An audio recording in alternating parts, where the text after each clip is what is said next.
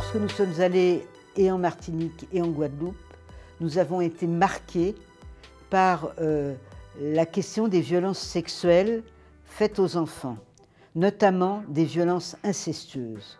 Et ce que nous ont dit les femmes adultes, c'est la souffrance qu'elles avaient en tant qu'enfants. Alors bien sûr, nous avons les enfants nés d'un viol, et lorsqu'on parle de grossesse précoce, il faut penser inceste, c'est vraiment important, c'est la première chose. La deuxième chose qu'elles nous ont dite, c'est la souffrance énorme, mais aussi elles ont parlé de lorsque la maman révèle les violences que l'enfant a subies, que la petite fille en général a subies, eh bien par le père violeur, la question est comment la justice réagit.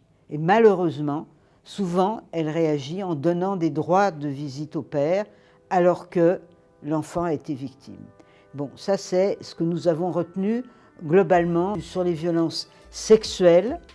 C'est l'importance des violences sexuelles dans la famille et l'importance des violences sexuelles incestueuses, souvent par le père agresseur. Et ça, c'est vraiment quelque chose qui nous a marqué parce que ça a été beaucoup dit dans toutes les réunions que nous avions eues, aussi bien que nous avons eues avec la justice qu'avec les forces de sécurité et bien sûr qu'avec les femmes elles-mêmes.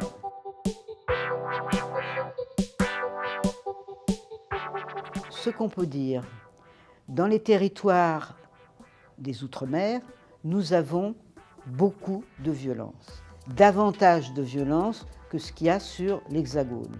Si je regarde le nombre de femmes tuées en France en 2022, c'est les derniers chiffres du ministère de l'Intérieur, 118 femmes ont été tuées sur l'ensemble de la France et nous avons 13 femmes qui ont été tuées dans les Outre-mer. C'est-à-dire 11%. Il n'y a pas 11% de la population dans les Outre-mer, de la population française. Donc on est bien sur des violences plus importantes. Premier élément. Dans les causes qu'on peut identifier, nous avons plusieurs causes. D'abord, bien sûr, l'histoire de la colonisation, l'histoire de l'esclavage, l'histoire du bagne, l'histoire de la déportation. Donc tout ça, ça crée des réflexes. Le maître avait droit de vie et de mort sur les hommes et droit de cuissage sur les femmes. Et bien ça reste dans les mentalités et il faut bien sûr le déconstruire. La deuxième chose, c'est la précarité économique, très importante en effet. La troisième chose qu'on peut identifier, sur le fond, c'est l'idée que les hommes veulent être sûrs que c'est bien leur progéniture, moyennant quoi ils décident de s'approprier le corps des femmes, de les empêcher de sortir, c'est l'enfermement dans toutes les sociétés, partout.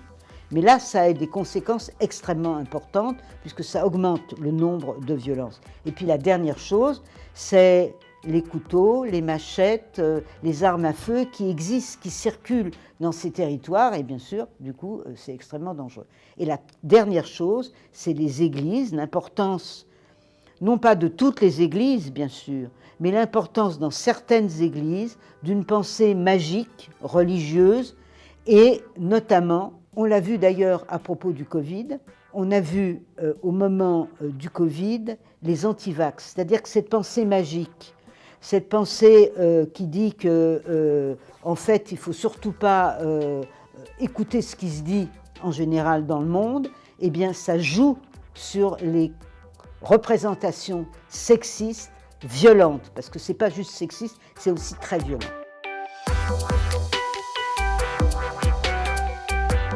On avait identifié dès 2017, dans le rapport que nous avions fait à l'époque pour le CESE, avec donc M. Rivière, nous avions fait un rapport, et dans ce rapport, nous avions déjà dit à l'époque qu'il fallait des statistiques fiables.